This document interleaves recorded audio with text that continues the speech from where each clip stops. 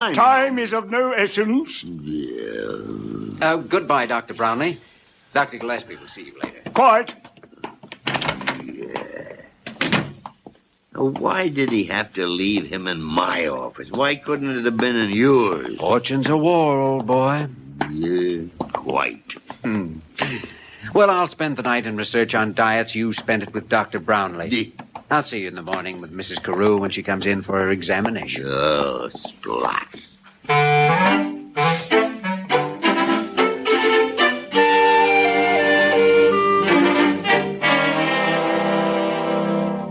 Now, Mrs. Carew, we've conducted a most thorough examination. We find you in excellent physical condition. Correct, Dr. Gillespie? Correct. Quite. Thank you, Dr. Brownlee. Now there's nothing to stop you from going on a diet immediately. Yes, I was afraid there wouldn't be. I have a diet here for you. You will note that for breakfast you may have half a grapefruit, no sugar, 1 piece of dry toast, black coffee. I don't like grapefruit. I hate dry toast, and I loathe black coffee. Courage, Angela, courage. Courage. Yes, courage. Now for lunch you may have a delicious salad of lettuce, mineral oil dressing, or lemon juice. For dinner, coddled eggs, with a plain green vegetable, no corn, peas, lima beans, or potatoes. No, none at all. None. You'll find a different menu there for each day of the week. Now, you mustn't deviate from it. Well, I'll try. Now then, there's also a course of exercise.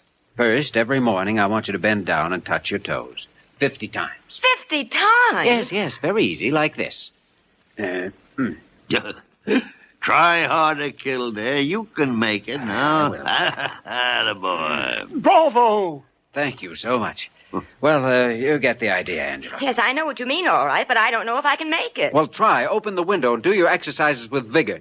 Remember the Nordic maidens. Be one of those. Charming girls. Why, Brownie, who'd ever think that you'd notice anything like that? Then, put your hands on your hips and swing as far to the left and as far to the right as you can. Do that 20 times. I'm getting tired just thinking about it. Now, this is Monday. I want you to come in on Thursday and be weighed. And then I'll give you a diet for the next few days and some more exercises. You should notice very rapid results. Yeah, and we'll all cheer you from the sideline. Excelsior and all that sort of thing. Yes, goodbye. I'll see you on Thursday. Toodaloo. Goodbye, Angela. Good luck. Charles.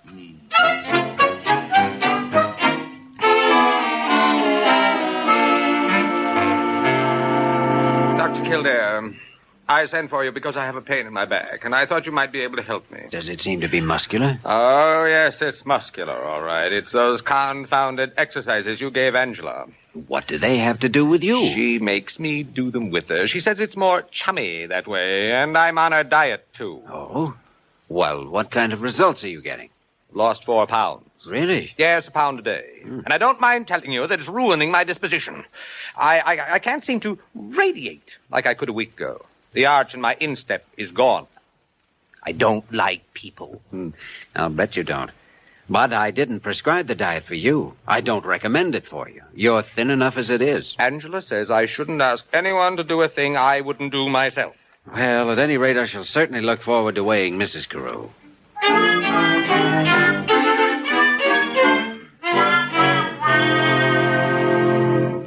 Mrs. Carew, let me take another look at that scale. Well, it couldn't say 153. That would mean I'd gain 3 pounds. Yes. Well, that's what it says, all right. Did you stay on your diet? I certainly did. I had a horrid old chunk of lettuce with lemon juice on it for lunch. And last night I had boiled codfish and raw tomatoes. And yesterday noon I had a raw vegetable salad and then some black pork. How could you possibly gain 3 pounds when Your diet's no good. It's no good at all. You don't know a thing about diets. Oh, now, that's not true. Well, if you do, why haven't I lost weight? I don't know. But let me tell you something, Mrs. Carew. I'm going to find out.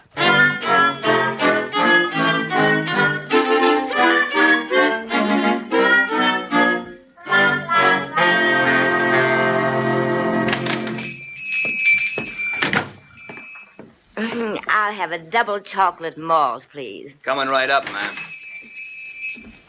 Why, Mrs. Carew, having a cup of black coffee? Kildare, what are you doing here? Oh, just happened to be going in the same direction as you. Have you been following me? I've been following you for 3 days. When you've gone into a restaurant, I've been outside looking in to see what you ordered. And if I couldn't do it myself, I had someone else How follow dare you spy on me? I had to find out. Now I have the record right here. Yesterday? Yesterday, I had half a head of lettuce with lemon juice for lunch. And That's then right, you did. At Brown's. But at 3:55, you had a double chocolate ice cream soda. Well, I dieted at lunch, didn't I? And this morning at 10 o'clock, you stopped for a hot chocolate. And now Here's you're your having... double malted, lady. If you don't mind, the lady will have black coffee. I'll have the chalk malt. Mrs. Carew, you've been cheating. But I've dieted at meal times. I've never done that before. You can't just diet at mealtimes. You've got to diet all day long. Now, look here. I'm not trying to be mean and spy on you. I have a job to do, and I've got to do it. My job is to get 20 pounds off of you, but I can't do it without your help and cooperation. 23 pounds. That's right. Oh. 23 pounds. Here's your black coffee, lady. Thanks. Oh, there now. You're going to get your coffee all full of tears. You mustn't feel bad just because... Excuse me, Dr. Kildare. I don't care for any coffee. Some people would take candy from a baby. Yes, and some people would give it to one.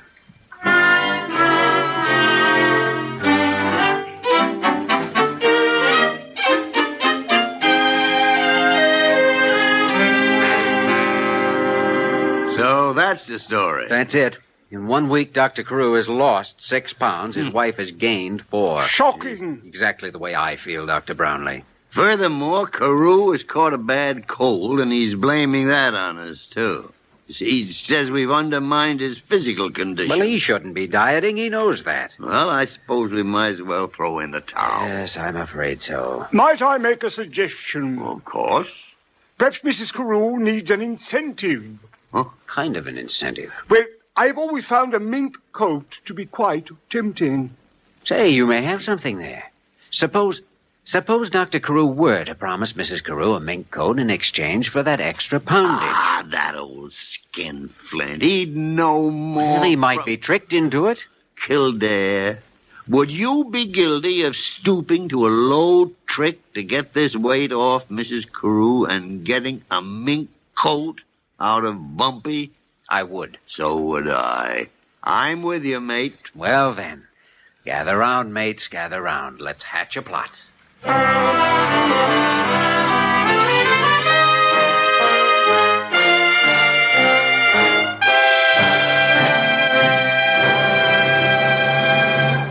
We return to the story of Dr. Kildare in just a moment.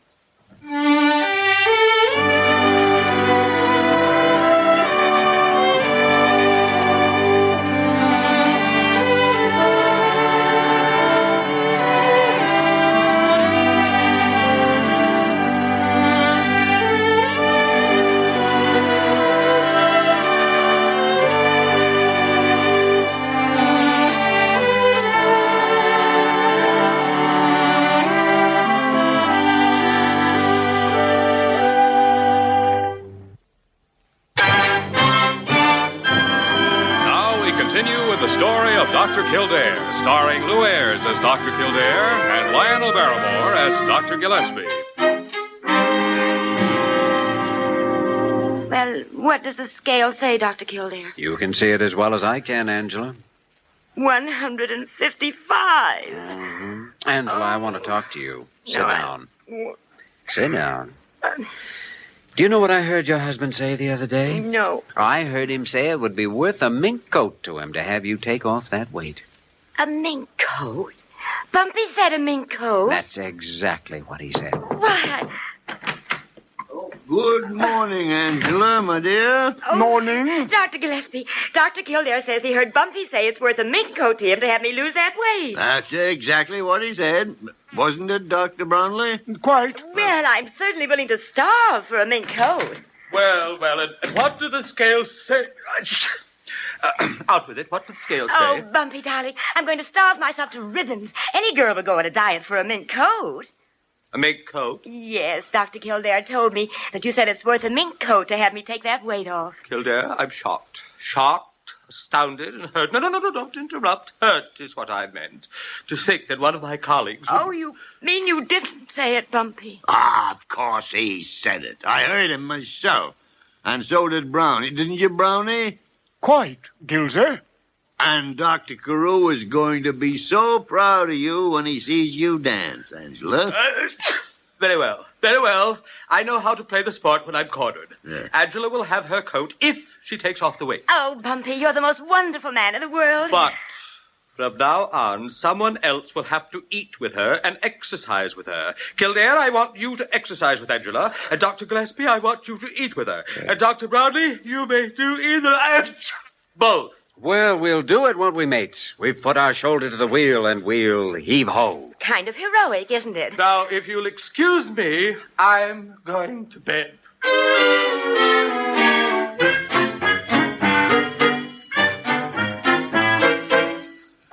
The lady and I will each have one piece of dry toast, one half of grapefruit, and black coffee. And I.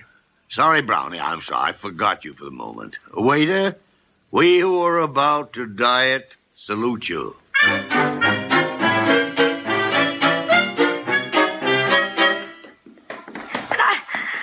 tired. Oh, cheer up. Oh. We've only 20 more blocks to go.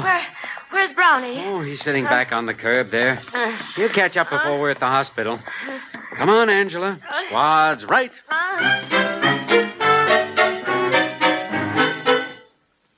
3 coddled eggs and 3 raw tomatoes. Yes, sir. Will that be all, sir? Angela? That's all. Brownie? That's all. We have some fresh and very special banana cream pie. Would you mind doing me the extreme favor of dropping dead, old chap? Run for that ball, Angela. You can make it. That's it. My tennis is improving at any rate. So's your form, old girl. So's your form. A stalk of celery, a broiled lamb chop, and plain boiled spinach. All right. Bend down, touch your toes. 1, 2, 1. Dr. Kildare, look at the scale. Look at it. 118. I weigh 118 pounds.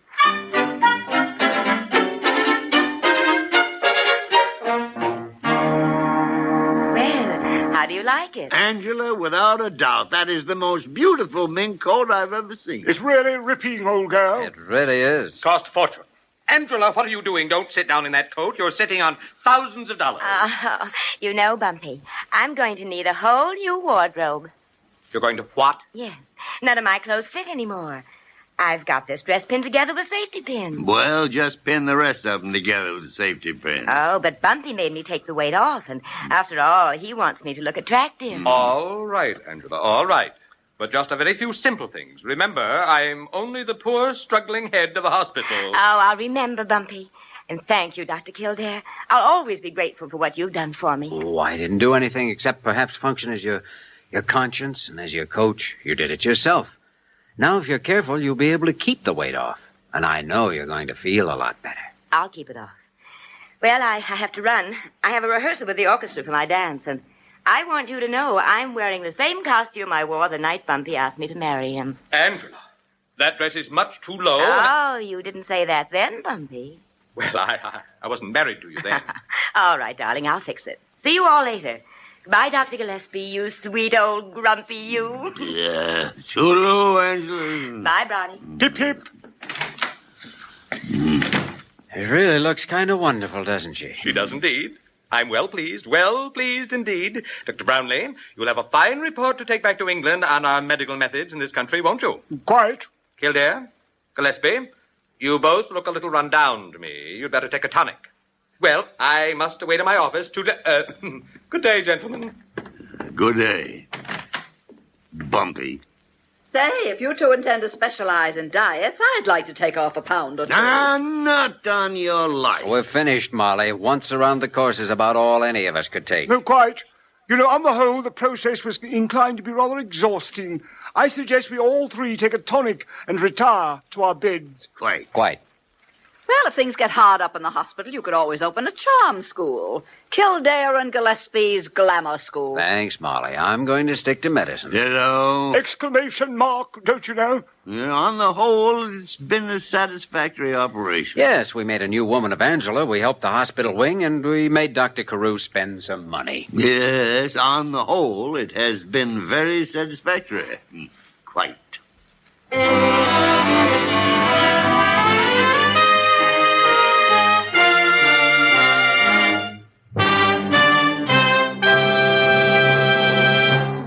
just a moment, we will return to the story of Dr. Kildare.